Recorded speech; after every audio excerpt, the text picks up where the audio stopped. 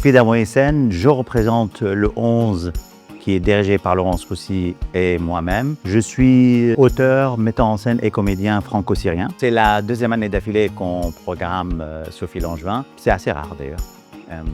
Et il se trouve que cette chose n'était pas prévue. On était appelé au départ pour se déplacer au Luxembourg, invité pour voir le spectacle, ce que j'appelle Oubli de Laurent Mauvignier, dans la perspective d'une programmation de la vie, avec les glaces se jouaient à, je crois, 2 jours. Sophie m'a proposé de rester pour voir ça. C'était aussi le plaisir de dire, OK, on découvre un artiste, c'est vraiment une autre forme, on est dans autre chose.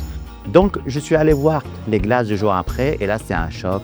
La thématique en est encore plus aiguë, plus dur, plus actuel, et la résolution est extraordinaire. Le texte de Rebecca, elle est géniale, et il y avait comme ça, il naît cette idée que il ne faut pas dire que c'est impossible, il faut tout faire pour s'avenir, et c'est venu. Bonjour, je suis Laetitia Mazzoleni, je suis la directrice du Théâtre Transversal et je suis très heureuse cette année d'accueillir Les Jours de la Lune, un spectacle mis en scène conçu par Ronel de Pierlot. Dans un premier temps, j'ai été contactée par Culturel-X qui, l'année dernière, m'a téléphoné et m'a dit que ça faisait quelques années qu'il regardait la programmation du Transversal et qu'artistiquement, il y avait quelque chose qui pouvait être de l'ordre du partenariat, du lien, qu'on défendait les mêmes façons de travailler. Et c'est ainsi que j'ai accueilli la création de Fabio Godino. Et cette collaboration perdure avec Les Jours de la Lune cette année. Je suis très heureuse d'accueillir des artistes luxembourgeois. Vous avez au Luxembourg une grande folie que peut-être les Français n'ont pas dans leur façon d'aborder des thématiques. Je m'appelle Frédéric Poty, je suis en charge de la programmation internationale de la manufacture au sein du comité de programmation. Nous accueillons cette année avec plaisir dans notre programmation Christine Müller et Une rose plus rouge. Je trouve qu'il y a une dynamique parce qu'on retrouve ça aussi dans les petits pays nordiques, une volonté d'affirmer une parole et qu'on retrouve, comme je disais, avec ces jeunes créateurs qui sont puissants, qui parlent fort de problématiques qui dépassent largement le cadre des frontières. Les Matins Curieux, c'est un programme qu'on a installé au musée Angladon et où on propose tous les matins des découvertes de textes, de projets en cours. Donc c'est vraiment un espace de visibilité qu'on offre aux nouveaux projets.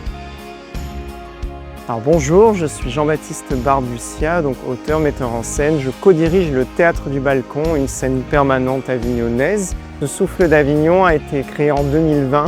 L'année où la plupart des théâtres et le milieu culturel étaient à l'arrêt complet. Et donc ça porte bien son nom, ce Souffle d'Avignon, puisque c'était le dernier souffle. On est revenu au mot de l'auteur, donc aux lectures directement, à la quintessence du texte de théâtre. Serge Barbucia avait des liens avec le Luxembourg et je trouvais l'idée exceptionnelle. Donc on est allé assister au Luxembourg directement à une soirée de ces auteurs qui s'échangent leurs textes, qui essayent, qui lisent, qui reprennent, qui se conseillent, s'écoutent, s'inspirent.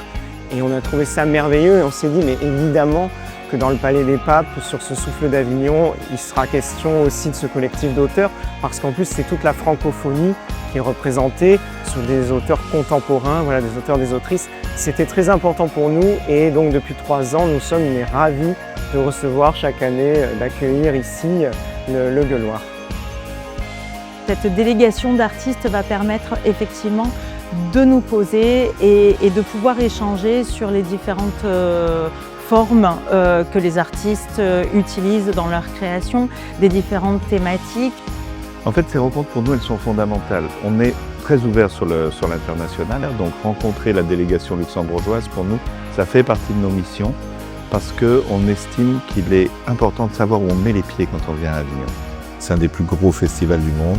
C'est super important pour nous d'accueillir des délégations pour les préparer à Avignon. L'accueil de ces délégations, pour nous, ça fait aussi partie de ça. Finalement, les seuls qui prennent les risques, ce n'est pas tellement les programmateurs, c'est les artistes. Donc il faut qu'on les accompagne dans cette prise de risque. C'est ce que je disais, c'est vraiment un endroit de rencontre à la fois pour les artistes et à la fois avec le public. Et je crois que c'est un des passages nécessaires aujourd'hui, donc on est très fiers de l'accueillir.